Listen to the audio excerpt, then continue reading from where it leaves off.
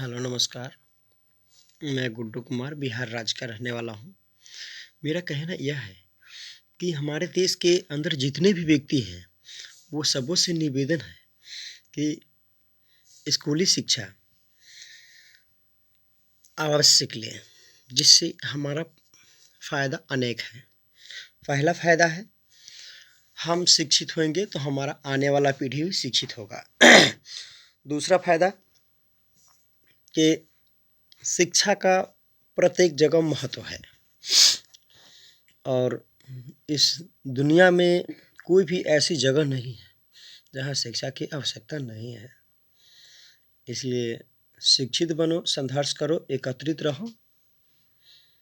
हमेशा मेरा यही एक विनम्रता विनती है, जिससे हम और हमारे समाज के ऊपर कोई दुरुपयोग व्यवहार न कर पाए।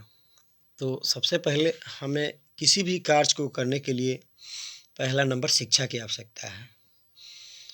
अगर हमारे पास शिक्षा है, हमारे समाज को आगे बढ़ने एवं बढ़ाने की हौसला हिम्मत अवश्य ही रहते हैं।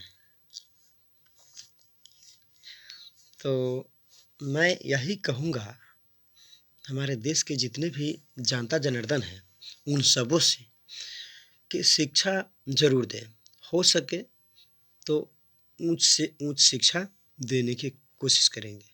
जैसे उच्च शिक्षा अगर प्राप्त हो रहे हैं तो उससे उन्हें व्यवसाय कार्यक्रम किसी भी तरह का अपना स्वयं व्यवस्था करके वह अपना कार्यक्रम संभाल सकते हैं। तो सबसे पहला नंबर है शिक्षा का महत्व, कि शिक्षा अगर है तो सबसे पहली बात है कि देश के अंदर किसी भी राज्य में हम ट्रेवल कर सकते हैं। तो ट्रेवल करने के लिए भी हमारे पास शिक्षा की आवश्यकता है, क्योंकि अगर शिक्षित हैं तो हम किसी भी देश के अंदर, हमारे नरेंद्र मोदी जी जो हैं वो देश के प्रधानमंत्री जो हैं, उन्होंने डिजिटल इंडिया कर दिया है, जिससे हम गूगल मैप के तहत देश के किसी भी राज्य में जा सकते हैं।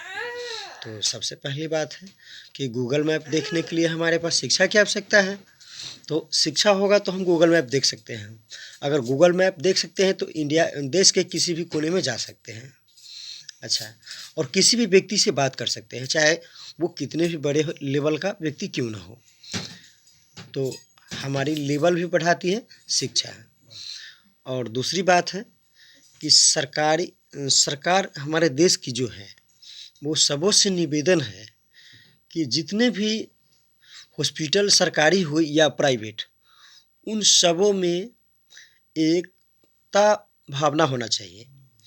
और मैं सरकार से यही एक विनती करता हूँ कि जितने भी सरकारी हॉस्पिटल हो या प्राइवेट हॉस्पिटल हो, उसमें अगर किसी व्यक्ति की डेथ होती है तो उन्हें पैसे पूरी तरह माफ़ करने की आवश्यकता होनी चाहिए। जिससे क्या होगा कि हमारे देश के जितने भी डॉक्टर हैं वो सबों ने पूरी कोशिश करेंगे कि हम व्यक्ति को बचा पाएंगे। तो हमारे देश में बहुत सी नियम गलत हैं।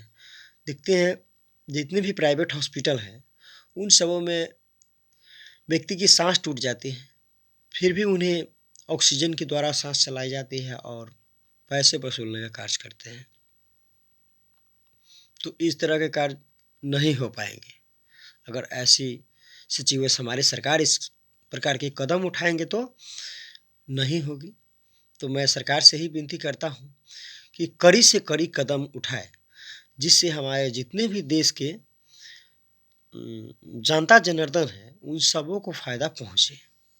तो मैं सरकार तक भी विनती करता हूँ कि इस आवाज़ को जितना भी हो उठाने की कोशिश करें, दबाने की नहीं। जय हिंद। देशवासियों नमस्कार।